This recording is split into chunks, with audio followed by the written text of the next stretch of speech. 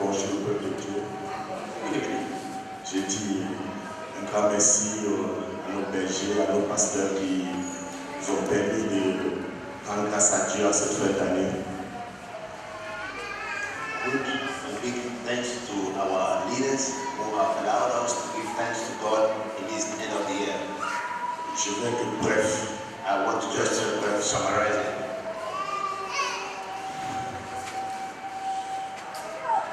Thank you, Jesus. Merci Jésus. Je veux bénir Dieu pour sa main puissante qui ne cesse d'agir en notre faveur. Thank you God for His powerful hand that has not ceased to act on my behalf. Je viens du Mali, Coming from Mali, et je n'étais pas seul. I was not alone. Il y a le frère Esmel et le frère Georges. These brothers whose names are mentioned here with me, Quand ils ont pris note d'un programme que je devais participer au Mali, ils sont venus me voir pour me dire que le Seigneur vous a dit d'aller là-bas. Et moi, je les ai dit, si le Seigneur vous a dit d'aller là-bas, je vais prier. Si vraiment le Seigneur me convainc qu'il veut que vous soyez là-bas, il va vous placer chargé de pouvoir. Et dans le temps de prière, le Seigneur m'a fait des signes et il m'a confirmé qu'il aimerait qu'il soit à ce lieu. Et on avait déjà un budget calé et des personnes prises en charge du Sénégal pour le Mali n'étaient pas prises en charge dans notre budget. Et Dieu a offert une porte pour se charger de leurs besoins de transport et de tout ce qu'il faut matériellement. Voilà le premier signe qu'il a fait étant ici à Dakar. Et le jour où il devait partir, c'est pas le jour que j'avais prévu qu'il parte, c'est pas le jour que le Seigneur a décidé. Le jour que j'ai prévu un matin, l'Esprit de Dieu m'a donné pour me dire faire partir aujourd'hui. Et je suis parti, je les ai fait partir le jour où le Seigneur m'a demandé. Maintenant, moi, le jour que je devais partir, j'ai programmé un billet d'avion pour le 18, pour le 26. Et la compagnie m'appelle le mardi après le culte ici. Donc on a fini le culte du mardi ici, là, le 17. Ils me disent que l'avion qui devait venir à Dakar pour nous prendre le matin pour continuer à des fuites d'essence depuis le Congo. C'était avec Air Congo et Guerre. Donc, au décollage, ils ont découvert qu'il y avait des fuites d'essence sur l'avion qui devait venir à Dakar avec les passagers ici. Ils ont stoppé l'avion.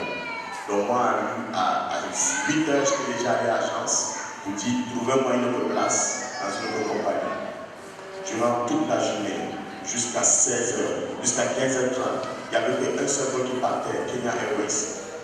Ils ont négocié avec les directeurs de Kenya Airways pour trouver une place. Ils ont trouvé une place à 15h30. Je suis le premier dans la liste de ceux qui refusent se faire rembourser mais qui cherchent une place. Il y a une autre Malienne qui devait continuer aux États-Unis à partir de Bamako à 23h, mais elle devait quitter ici Dakar. Et quand Kenya Airways a donné une place, mon nom est censé être le premier nom qui doit être inscrit, mais ils ont mis le nom de la Malienne. Moi, ils n'ont pas mis mon nom. Et devant le monsieur, je dis, mais pourquoi cette injustice? Pourquoi je suis à l'école depuis le matin, voilà, un nom a été donné, il faut donner le nom de la dame. Mais pourtant, moi, j'ai des obligations. L'Esprit de Dieu m'a dit, va à l'église. Il était 17h quand j'ai quitté le plateau, j'arrive à l'église. L'Esprit de Dieu me conduit vers le bureau du pasteur aussi. L'Esprit m'a pas dit de prier, il m'a dit explique-le seulement. Je lui ai expliqué la situation qui se passait. Et Dieu m'a répondu à travers lui. Il y avait deux opportunités. Un autre billet qu'il fallait payer le même soir à 17h, envoyer de l'argent sur Bamako pour que j'ai une place à 6h avec un vol de Kenya Airways. Il y avait encore un vol à 17h le lendemain. Et à travers le Seigneur m'a répondu les deux plans. Vous envoyez l'argent pour le deuxième billet de 6h. Dans le cas où si ça ne marche pas, on ne sait jamais, là on va se rattraper avec la deuxième compagnie. Et ce qui fait qu'aux enjeux, il y avait d'abord les finances qui étaient en enjeu parce que ça fait 2 billets d'avion. Et le lendemain, à 6h, le billet de 6h m'a été envoyé. Je vais à l'aéroport en tant que Camerounais. À 6h, on me dit que je ne peux pas. Ethiopia Airlines me dit qu'il ne peut pas m'embarquer parce que je n'ai pas le visa du Mali. Je dis, mais visa du Mali? Camerounais, depuis quand on visa pour le Mali? Ils me disent que ça fait, c'est mise en place à cause de Boko Haram. Au nord du Cameroun, on a pris des gens, ils ont décrété qu'ils étaient maliens. J'ai appelé le docteur Emmanuel à 7h, et dans l'aéroport. Je lui ai dit, mais cette histoire est vraie. Il me dit, n'importe lui, ne comprend pas, il ne sait pas. Donc, je suis allé à l'ambassade à 8h. Je reviens le passer, le monsieur me dit, ça fait 2 semaines que la loi a été mise en place. Je dis, ce n'est pas sur Internet, on ne voit pas ça partout. J'ai remis le passeport, ils m'ont dit de venir à 10h pour avoir le visa. À 10h, je suis parti, j'ai eu le visa du Mali. Maintenant, le vol de 6h est parti, il y a le vol de 14h, de 15h qui est le plan B, le plan C en quelque sorte. Et ils sont partis à midi. Ma femme m'a dit, tu es sûr que l'avion là, ils vont venir? J'ai dit, j'ai appelé les gars de la compagnie, ils me disent oui, ils font partie, l'avion est déjà là, il n'y a pas de problème. Ils sont partis à l'aéroport et ils m'ont embarqué. J'arrive à Bamako le 17, le jeudi à 20h30, il y a eu des retards. Dès que je suis descendu de l'aéroport, le chauffeur a voulu me conduire à l'hôtel. L'Esprit de Dieu me dit, ne partez pas à l'hôtel, mais allez d'abord prier pour l'hôtel et prier pour le personnel de l'hôtel et les environs. Et nous, on ne comprenait pas le pourquoi. Et dans le matin, il y avait le personnel de l'hôtel qui devait coacher l'équipe du protocole pour placer des personnes.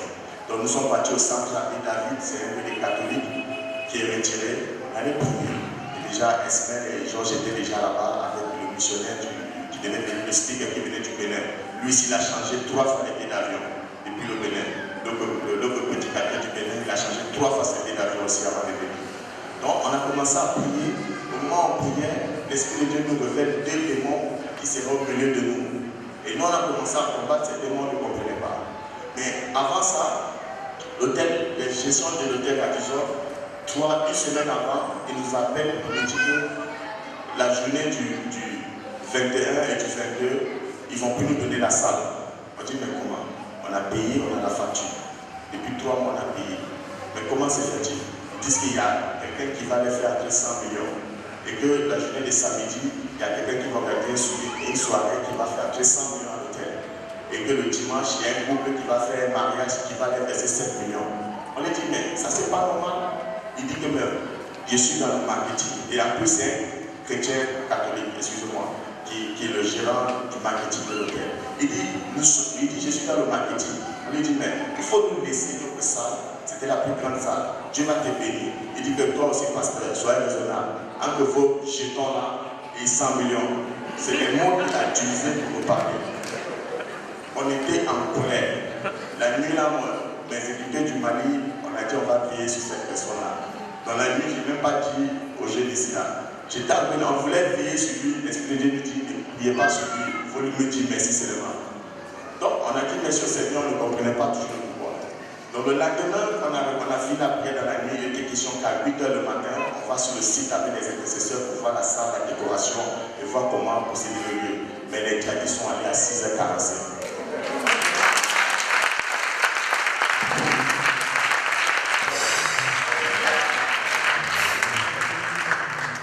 Et parmi le groupe des Noirs, il y a la femme des missionnaires qui travaille à l'hôtel, qui devait travailler jusqu'à midi. Elle ne sait pas ce qui s'est passé, elle est partie en retard. Donc elle est arrivée 5 minutes en retard au service. En montant les escaliers de la réception, elle entendait bien les tirs.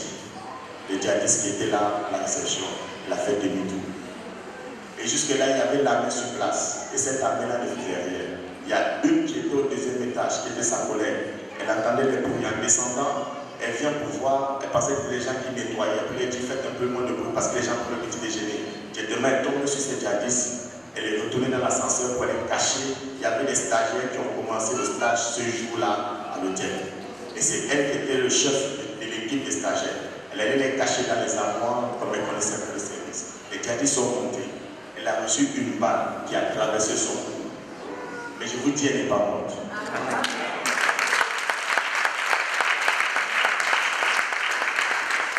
Cette balle a traversé son cou. On ne sait pas comment elle est tombée. Il y a eu beaucoup de morts qui sont tombés sur elle.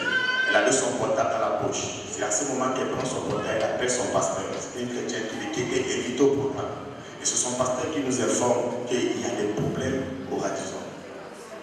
Et elle avait le corps sur elle. Et maintenant, elle dit, quand ces personnes-là voyaient des personnes qui gémissaient, ils venaient encore tirer. Elle était avec un collègue qui avait 3 balles à la main. Ils ont dit, faisons comme si on est mort. Parce qu'il y avait des gens les morts sur eux. Et quand ces personnes sont parties, maintenant, ces personnes sont levées à l'hôpital. Mais les médecins ont dit, on ne comprend pas. Comment la balle a traversé ça? Et aucune anomalie sur son corps. Elle est en vie, elle est en bonne santé.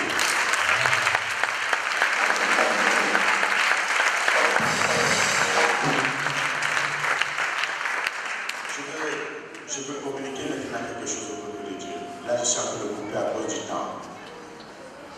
À travers ces moments, le même jour qu'il y a eu des problèmes, toutes les églises, les gens partenaires nous ont dit, annulez votre programme. Le Seigneur nous dit, allez faire ce programme dans telle église. Alors là, il y a cette lutte qui est là, ils vont venir, est-ce qu'on a obéi à la voix de Dieu? On dit d'accord, on change, on va à l'église pour faire ce programme. On allait à l'église, vraiment c'était un moment béni, un moment où Dieu se glorifie. Le troisième jour de la conférence de dimanche, le responsable de l'Arizona nous appelle, nous envoie un message pour nous demander pardon. Amen. Et il dit, il nous demande, il nous supplie de prier notre Dieu afin qu'il fasse grâce à l'autel et les personnes qui sont blessées. Et on s'est dit, mais si le Seigneur a saisi encore de nous contacter pour qu'on prie pour eux, il y a quelque chose qui va se passer dans sa vie. Et ce que je veux encore dire au peuple de Dieu, en tant que chrétien, il faut refuser ce mensonge qu'on nous fait comprendre que le mois de décembre, c'est un mois où Satan est fort. On a toujours reçu ça par nos supérieurs et on cultive ça en nous en disant que le mois de décembre, c'est le mois où Satan il cherche le maximum de dégâts. Et le mois de janvier, est-ce que Satan n'agit pas? Le mois de mai, est-ce que Satan n'agit pas? Donc vraiment, je vais encourager le peuple de Dieu que ce mensonge-là, il ne faut pas que quand le mois de décembre, il y a des projets, vous avez la peur de saisir à tel point que vous n'arrivez pas à faire des choses audacieuses pour que la main de Dieu se glorifie. Donc vraiment, soyez libérés de ce mensonge. Et la deuxième chose que je veux communiquer au peuple de Dieu, c'est qu'il y aura toujours des tribulations. Mais il faut connaître qui est ton Dieu. Il faut connaître qui tu sais.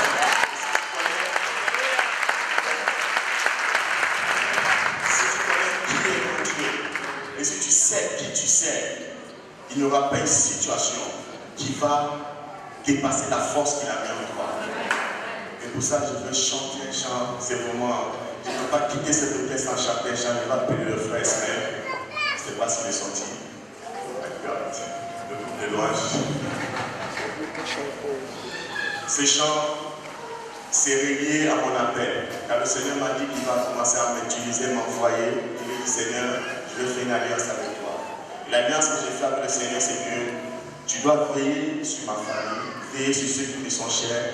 Et moi, je suis prêt à payer le sacrifice de ce que tu veux que je fasse avant que tu m'envoies. Et ce chant, c'est Covenant Keeping God.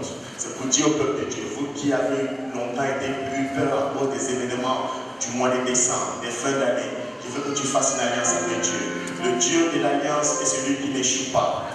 Lui, il est toujours fidèle dans l'alliance qu'il établit. Il est fidèle.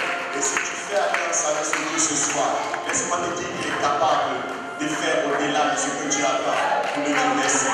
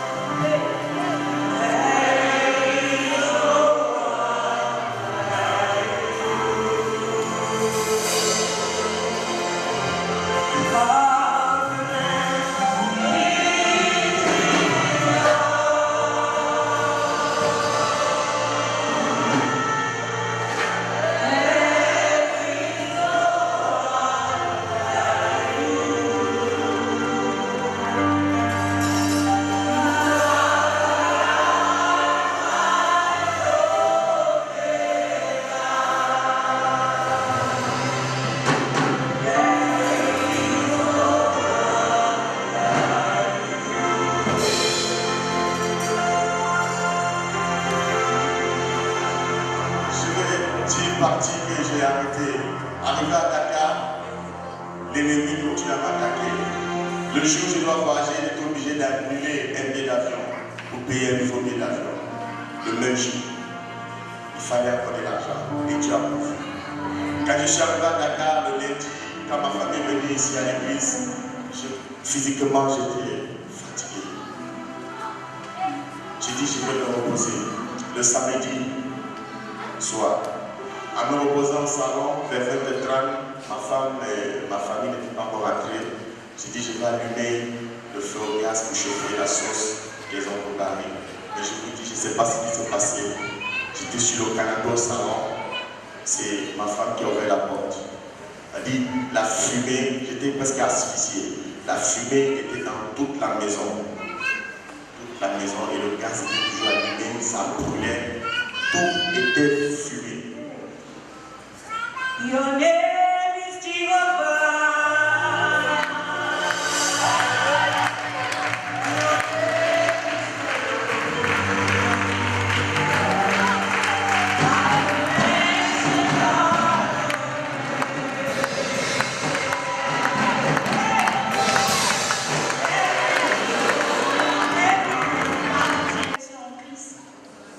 Ce soir, je veux rendre gloire à Dieu pour tout ce qu'il a fait dans ma vie. J'avais déjà rendu ce témoignage au groupe d'accueil. Mais je me suis dit que ce que l'Éternel a fait pour moi est trop grand pour que je puisse juste me limiter au groupe d'accueil. Donc en 2012, j'avais intégré une boîte en tant que stagiaire. Et là, j'ai connu vraiment tous les problèmes de ma vie avec ma responsable qui m'accusait de vol, de sorcière et tout. J'ai traversé vraiment un moment difficile où je passais tout mon temps à pleurer. En 2013, on était 10 stagiaires à entrer dans la boîte. Et ils ont recruté tout le monde sauf moi. Et la dame a dit, tant qu'elle sera dans cette boîte, je n'aurai jamais de CDI. C'est vrai, je venais à l'église chaque matin, mais je n'étais pas vraiment ancrée dans le Seigneur. Je venais juste parce que pour venir à l'église et tout. Et cette parole qu'elle a prononcée, je me suis dit, si l'Éternel que je loue est celui qui est mort sur la croix de Golgotha et ressuscité, ta parole n'aura aucun effet sur moi. Mais si celui que je loue n'est pas celui qui est mort sur la croix de Golgotha, tu auras une victoire sur moi. Donc j'ai commencé à venir à l'église, j'ai commencé à me rapprocher de tous les membres des sessions et autres. Et en 2014, il y a eu quelque chose qui m'a vraiment marqué. Parce que jusque-là, rien n'allait, je continuais à venir à l'église, je priais, rien. Et il y a la responsable, déjà j'étais au service commercial, la responsable petite que j'ai approchée, tout le monde me disait qu'elle était compliquée, elle était bizarre, je ne pouvais pas accéder au département audit. Et quand je suis allée la voir, directement elle m'a dit, ok, il n'y a pas de problème, Lady, tu commences avec moi. J'ai commencé avec elle 2 mois après, elle m'a donné le contrat d'intérimaire. J'ai pris le contrat d'intérimaire, je suis même venue ici pour dire merci au Seigneur, parce que ce n'était pas facile pour moi d'accéder à ce département-là. Et comme ça, on a commencé à travailler, elle et moi. Toujours, à chaque fois qu'il y avait une opportunité pour qu'on me donne le CDI, il y avait quelque chose qui empêchait ça. Je suis continuée à prier, j'étais vraiment découragée parce que je me disais, Seigneur, j'ai tout abandonné maintenant pour te suivre. Qu'est-ce qui se passe? Et en décembre 2014, j'étais en train d'écouter un séminaire de prière. Et le pasteur a dit, tu te dis que tu es enfant de Dieu et rien n'avance dans ta vie. Est-ce que tu te poses des questions toi-même? Qu'est-ce qui se passe dans ta vie? Je me suis assise, je dis Seigneur, je viens à l'église chaque dimanche, je fais. Mais est-ce que je suis réellement sincère avec toi? J'ai vu qu'il y avait des parties où tout était faux. Je me suis dit, Jean m'a dit, à tes résolutions répondra le succès. Je prends la résolution faible d'appartenir véritablement à Christ. Je lui laisse toute chose. Je ne veux même plus penser au CDI. Autant voulu, il le fera. Donc c'est comme ça que j'ai commencé à venir à l'église. On a commencé la première quinzaine de 2015. Je me suis dit, je peux vraiment participer à cette quinzaine. Chaque soir, je venais, je gênais, j'avais pris un temps de prière avec Dieu.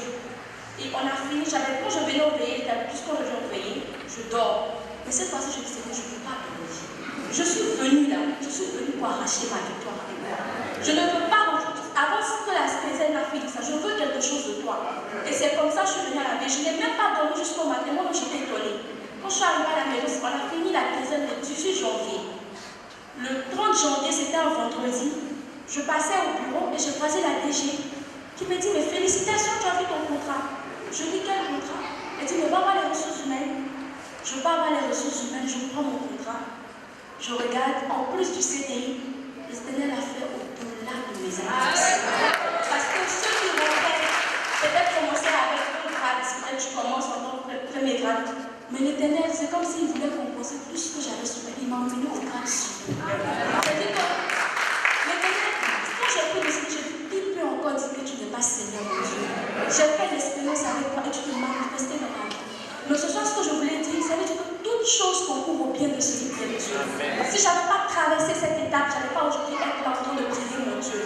Donc en tant qu'enfant de Dieu, on doit considérer les obstacles comme une échelle pour accéder à notre Dieu et rester ferme à lui. Et puis vous exhortez aussi aux quinzaines de jeûne et prières. Quand tu es sincère, l'Éternel fait et il le fait au bon voulu pour toi.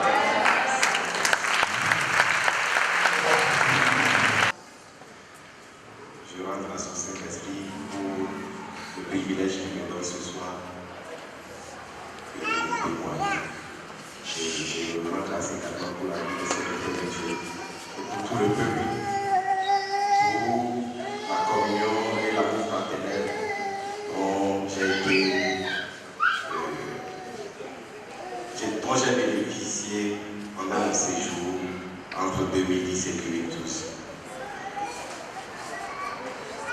Je rends grâce à Dieu parce que l'opportunité qu'il me donne ce soir de témoigner est grande.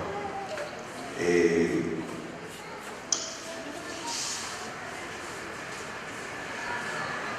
il a opéré quelque chose pendant que j'étais ici. Et il a permis qu'en ce moment où il faut témoigner, lui-même m'a pris le billet d'avion de mon pays, du Bénin, pour être là pour témoigner. En fait, ce n'est pas une formation, mais c'est pour ce programme que je suis là. Et je vous remercie.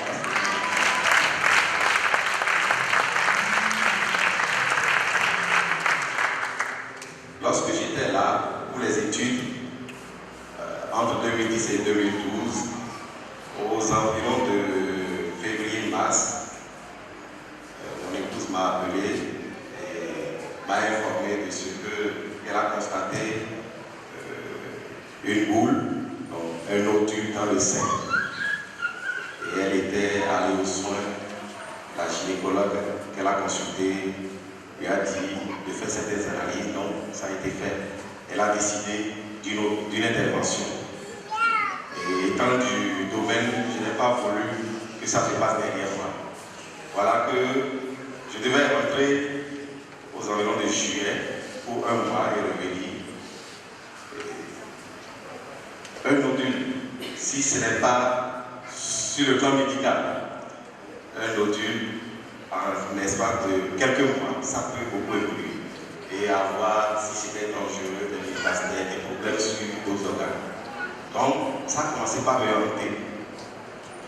J'ai partagé avec maman Noé et également Diacre Bennett. Au-delà de ça, j'ai attendu, effectivement, je suis parti pour les vacances. Et pendant les vacances, les choses se sont passées de telle manière que l'intervention n'a pas pu se passer. Parce que la gynécologue n'était pas disponible. Donc je suis revenu ici et ça a augmenté encore mon stress. Parce que je dois encore faire un an avant de retourner. Cette fois-ci, au cours d'un programme de possession, donc entrer dans le nouveau mois, c'était un matin, si je sais que j'étais venu au programme, je l'ai soumis au Saint-Esprit. Et à la sortie, j'ai vu le diacre Bennett. Je lui ai partagé également ce qui était ma préoccupation, qui me tenait si fort. Et sur le banc dehors, il a dit, mon frère, ne t'inquiète pas, on va prier. Il a prié et à la fin, il me dit, je vais te recommander quelque chose. Pendant une semaine, tu vas prendre le téléphone, appeler ton épouse et lui demander de prendre de lui ton soin, joindre le sein et pendant qu'elle poserait ses mains sur le sein qui a le problème, toi tu pries ici. Et par la grâce du Seigneur, j'ai pu obéir à la parole reçue. Je vous dis, bien-aimé dans le Seigneur, le nodule du sein a disparu jusqu'à aujourd'hui.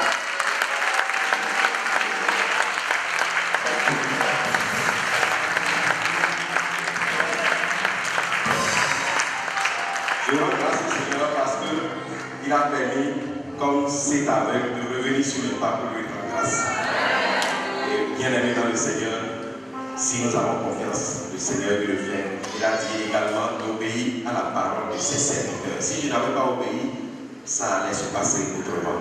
Que le Seigneur nous bénisse et ne ratons pas également les programmes, quels que soient ces programmes qu'on annonce au nom de Jésus.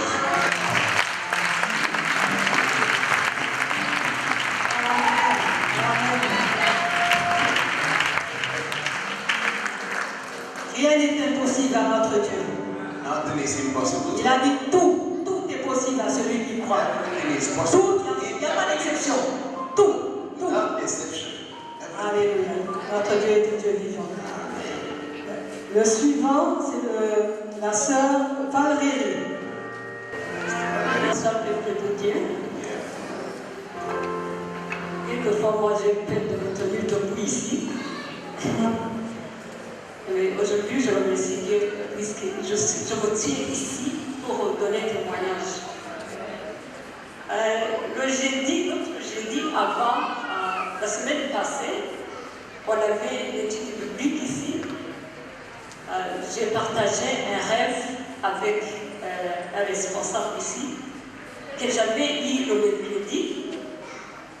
J'avais vu les gens, deux personnes qui minaient une place publique, et quand ils ont constaté que je les ai découverts, ils m'ont suivi pour m'éliminer, pour que je ne parle pas, je ne dise pas ce qu'ils ont fait. Et puis, quand j'ai regardé derrière moi, j'ai constaté qu'il y avait beaucoup. Ce n'était pas seulement deux personnes qui me suivaient, c'était plusieurs qui m'ont chassé.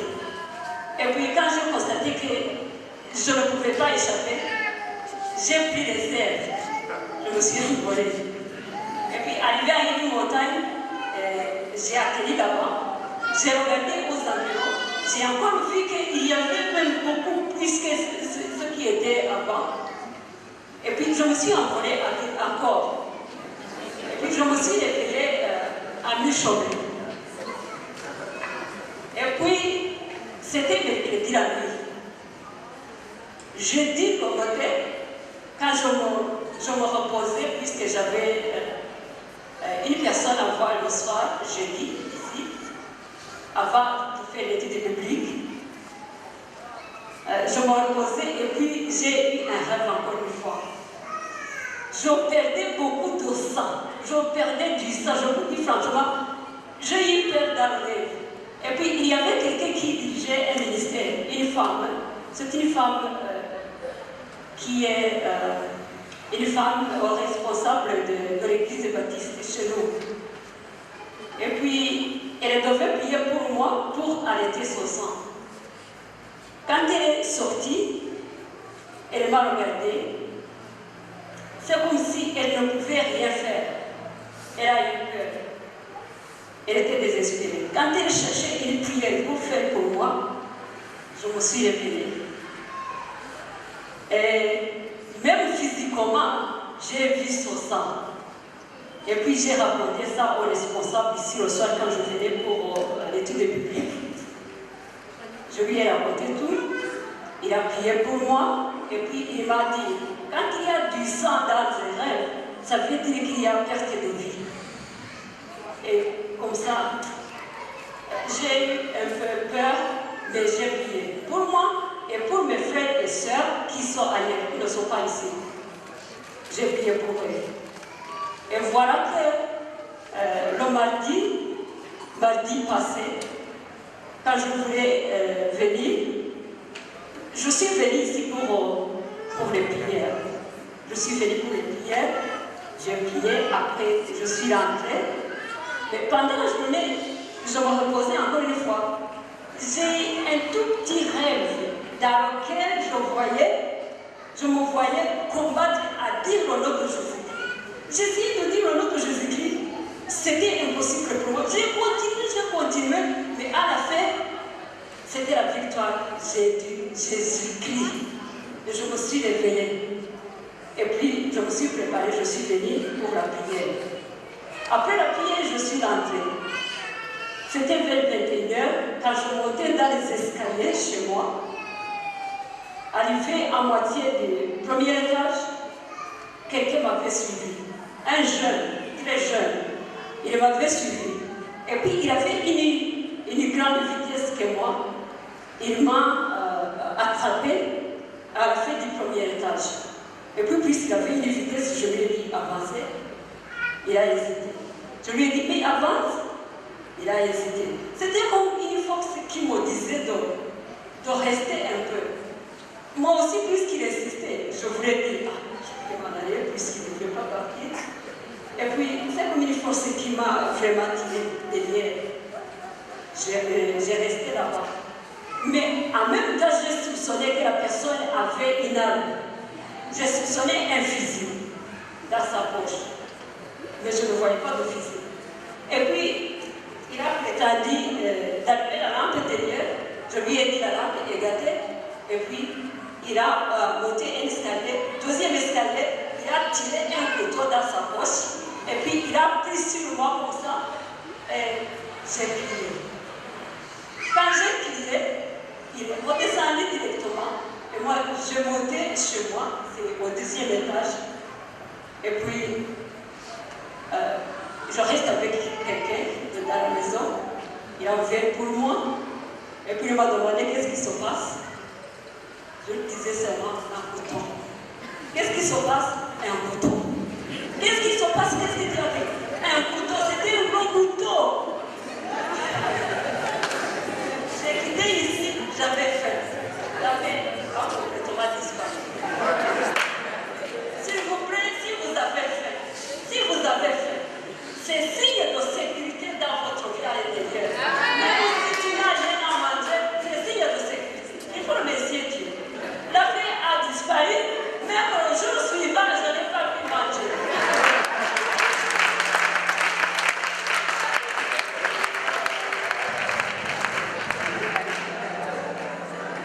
Jusqu'à maintenant, j'ai un peu peur. C'est du trauma, mais ça disparaît un peu.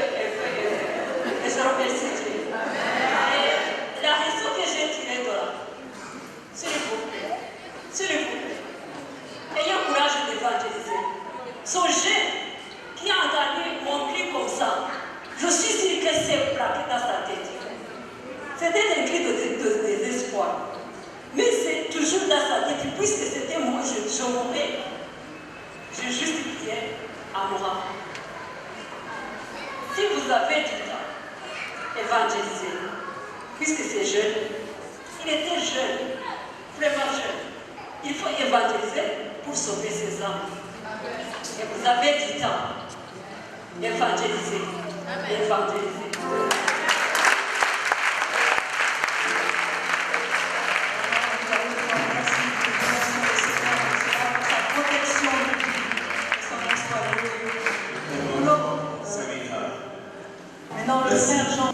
Bonsoir, peuple de Dieu.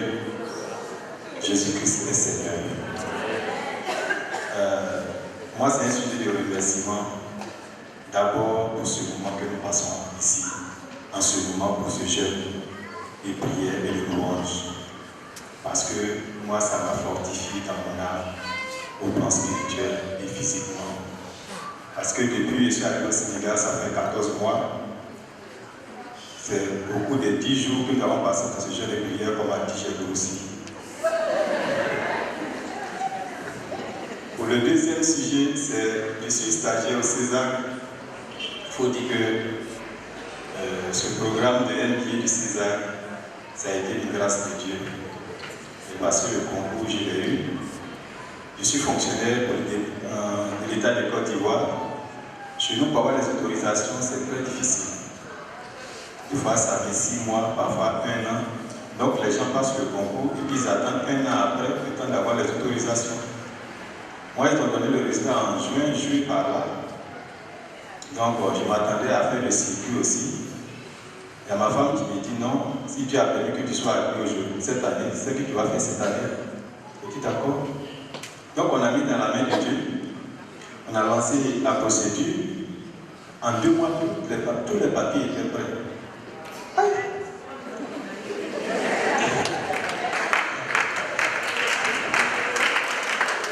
Maintenant, il y a la dame au ministère qui me dit, mais jeune homme, tu connais qui est dans le système pour accélérer ta procédure comme ça? Donc, il a souri, je n'ai rien dit. Il dit, bon, mais aussi il fallait venir. Maintenant, voici le temps est court, il fallait trouver les moyens financiers, il fallait trouver la disponibilité, tout et tout. On a mis ça dans les mains de Dieu. Dieu merci, on a trouvé le protocole pour financer les études. Et avant de venir, on avait pris le billet d'avion pour ne pas faire de mauvaise publicité, je n'ai pas dit la compagnie.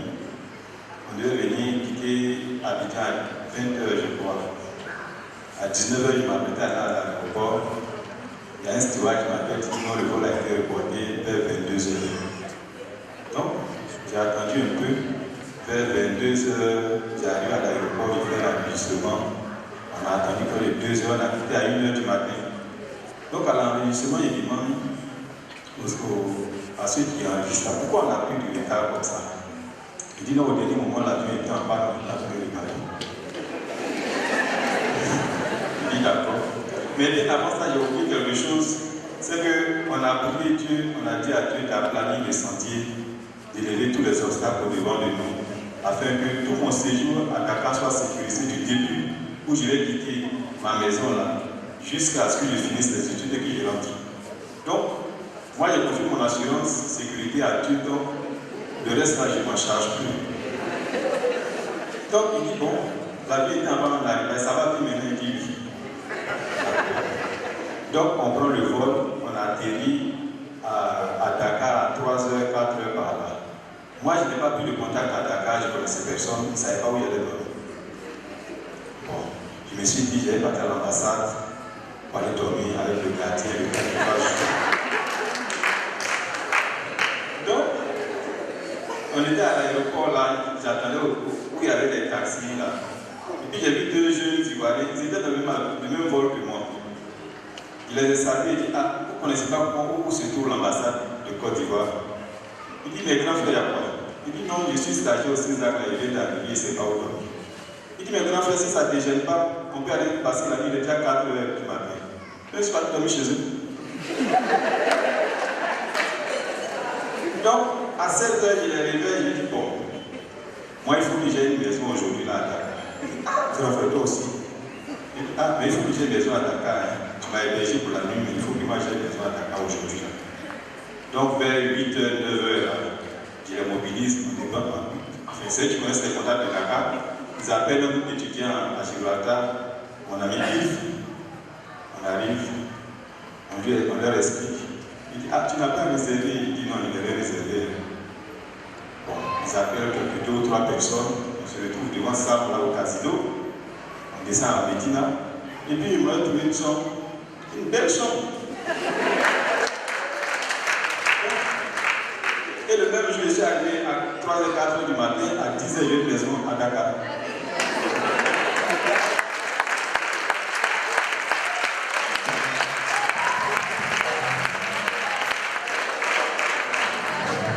Donc, ça a étonné un, il dit, ah, grand frère, pour toi là, tu fais comment? Il dit, merci, on est venu à Dakar. Donc, les études commencent.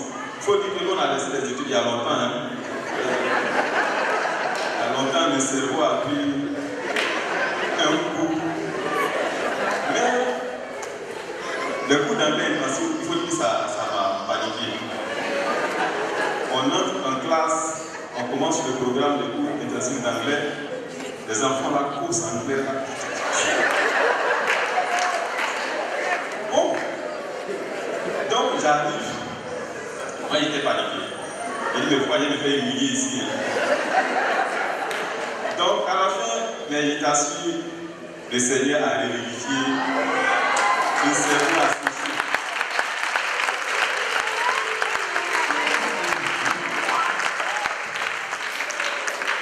Je vous assure qu'il n'est pas été le dernier de la classe en anglais. J'ai même validé ça en première session, c'est pas quoi là. Moi, il y avait des enfants qui sont restés sur la deuxième session.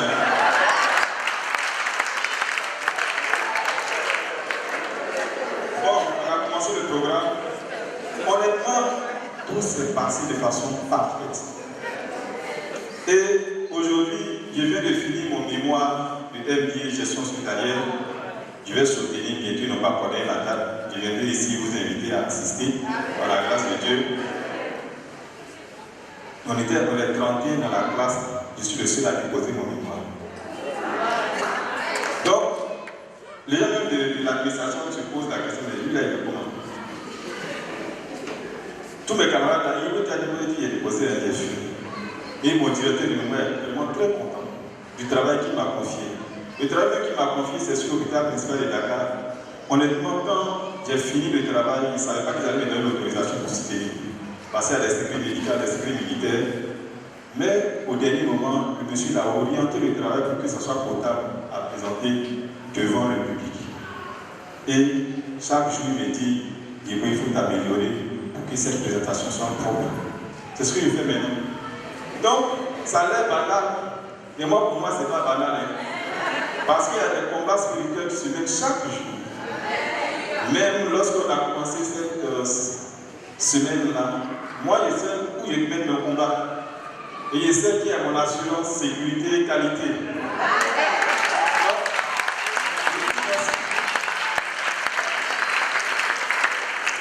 C'est ce témoignage de remerciement que j'aimerais partager avec vous. Dire ouvertement merci à Dieu, d'abord pour la sécurité qu'il m'a octroyée durant mon séjour à Dakar, parce qu'il a plané mon sentier au devant de moi. Je lui ai dit, tant que l'équipe passe Sénégal là, tu es au devant, tu as plané partout où je vais, de ma sécurité, il faut aplanir les sentiers. Donc, c'est ce témoignage que j'ai.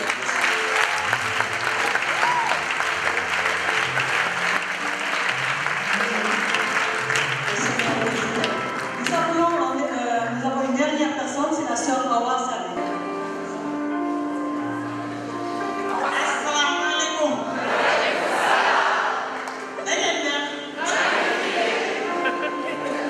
Ok. Je suis là aujourd'hui pour remercier mon père de ce qu'il a fait dans ma vie en 2015. Il a fait beaucoup de choses dans ma vie, des choses extraordinaires. Bon, comme le temps est déjà fini, je vais prendre un.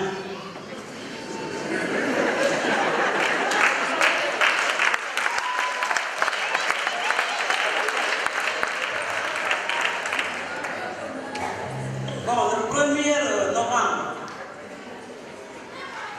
un dimanche, l'après-midi, vers 15h, 16h, 17h, j'ai reçu une appel urgence. Il faut que je parte à la maison. Ardine, elle est où? Mon fils. Bon, j'ai appelé Ardine. J'ai dit, je vais aller à la maison, mais je vais te laisser une glacière. Je vais aller avec mes glacières.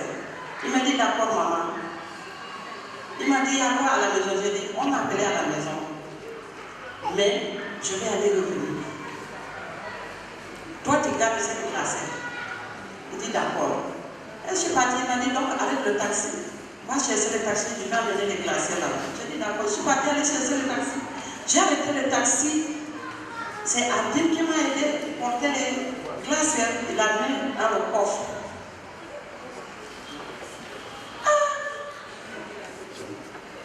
Je suis prête pour aller monter dans le taxi et j'ai constaté mon deuxième pagne s'est tombé. J'ai dit le taximan, attends-moi, s'il te plaît, je vais aller chercher mon pagne. Je ne peux pas aller sans mon pagne. Il me dit d'accord, je t'attends. Je suis partie là où j'ai resté le premier mois, je n'ai pas trouvé le pagne. Je lui ai dit d'accord, attends-moi, je vais aller regarder dans la cour. Je suis partie et c'est là que j'ai trouvé le pagne. Et j'ai retourné. J'ai trouvé mes glacières vers le bord de goudron. J'ai dit non, ça m'entoure. J'ai refusé cela. J'ai dit le taximan est parti avec mon sac et le sac. Ah non. J'ai couru, je suis venue devant la porte de l'église. J'ai dit Seigneur, je vais te dire, toi mon Seigneur. Je lui ai dit 3 mois. Je ne peux pas te passer dans les 3 mois là. J'ai dit tu vas, je vais parler avec toi. Quelque chose qui m'a dérangé. Je n'ai pas venu pour te demander, mais tu vas le faire. J'ai dit mon sac est parti. Et cette sac, les choses qui sont dedans, c'est toi qui m'as donné cette force pour que je trouve cette grâce qui est dans le sac. Voilà les glaciers dehors. Le sac est parti. J'ai dit cette sac-là, ça appartient à toi. Cette sac, ça appartient à toi comme ma vie t'appartient. Je lui ai dit d'accord, fais tout pour ramener mon sac.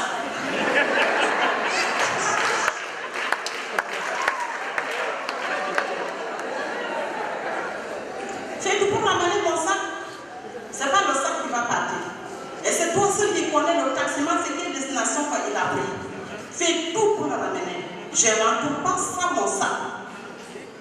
Ok, je me suis levée, je suis partie, je dis, Adeline, fils, il dit, oui maman. J'ai dit, viens, il y a quelque chose qui passe. Elle dit, à quoi?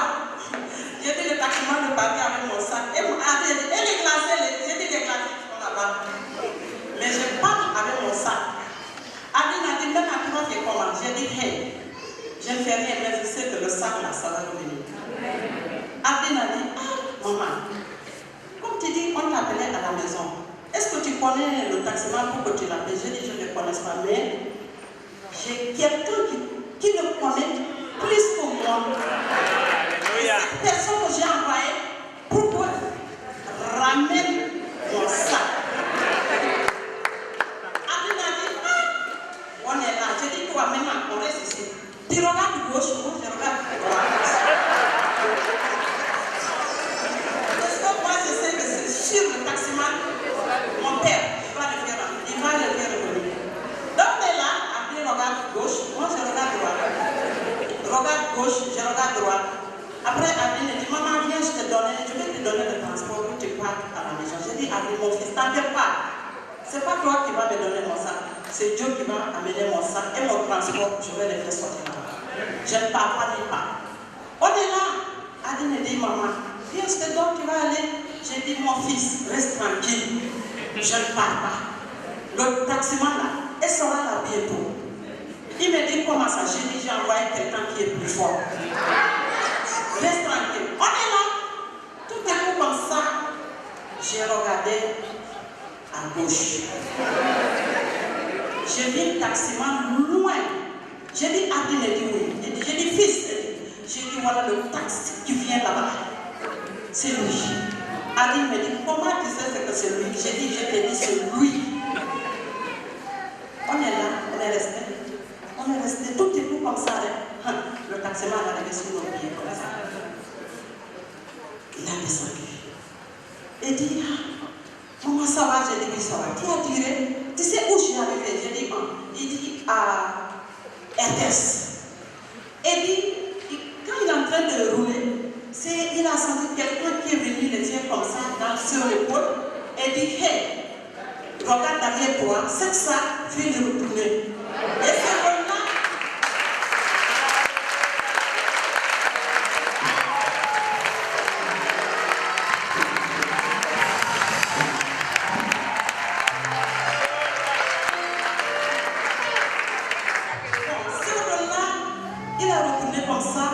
Elle n'a pas eu la personne qui l'a tapé, mais elle a eu le sang. Il commençait de trembler. Il a fait demi-tour. C'est de là qu'il a donné le sang. Elle me dit, même si c'est des milliards qui sont dans ton sac, même je n'ai rien, je n'ai pas osé de pousser cette sac.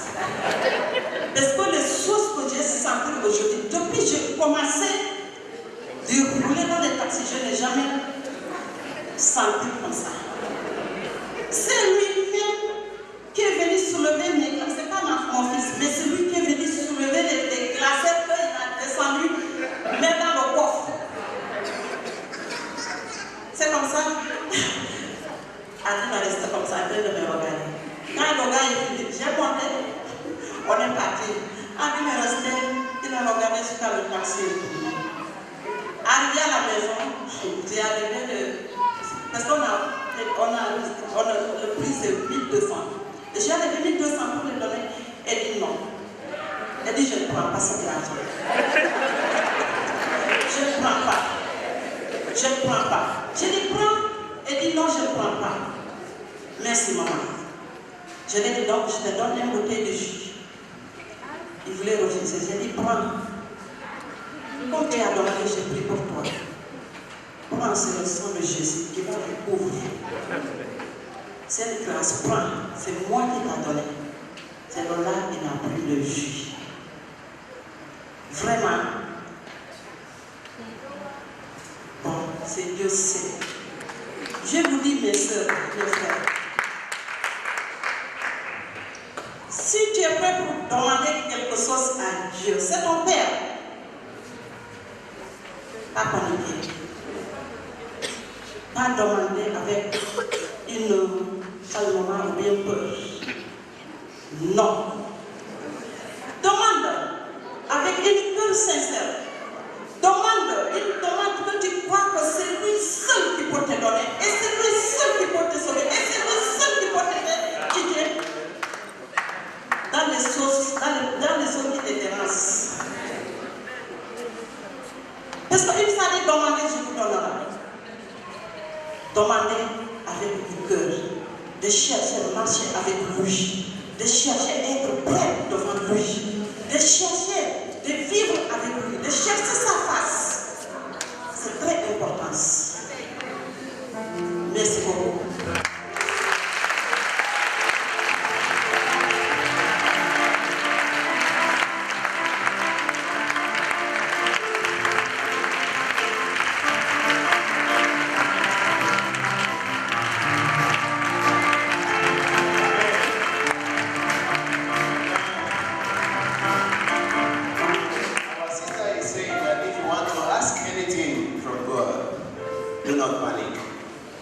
He is the only one that will answer you. He will surely answer you. Be sincere. Nous allons tous nous lever et dire merci Seigneur pour tout ce qu'il a fait, pour tous ces témoignages. Vraiment, notre Dieu est un Dieu vivant. Et nous allons le glorifier et le remercier. Prions tous ensemble. Oui Seigneur, nous voulons te remercier Seigneur encore une fois et te dire merci pour ta fidélité Seigneur. Merci car tu protèges tes enfants Seigneur de tout mal. Et merci Seigneur pour tout ce que tu fais jour après jour dans notre vie Seigneur. Tu es un Dieu si grand, un Dieu si bon, un Dieu si merveilleux Seigneur. Tu es ce Dieu qui ne dort pas Seigneur. Et ta fidélité est grande Seigneur. Ta fidélité est puissante Seigneur. Nous ne pouvons pas Seigneur rester sans te remercier. Nous pouvons exprimer toute notre reconnaissance Seigneur. Nous ne serons pas trouvés de mots Seigneur pour te remercier Seigneur et pour te dire merci. Sois loué, sois exalté, sois magnifié Seigneur. Nous te louons pour ta grandeur, pour ta puissance Seigneur. Oh Seigneur, tu es un Dieu si bon et si merveilleux. Sois exalté, reçois toute ta louange et toute la gloire Seigneur qui t'est due Seigneur. Sois béni Seigneur.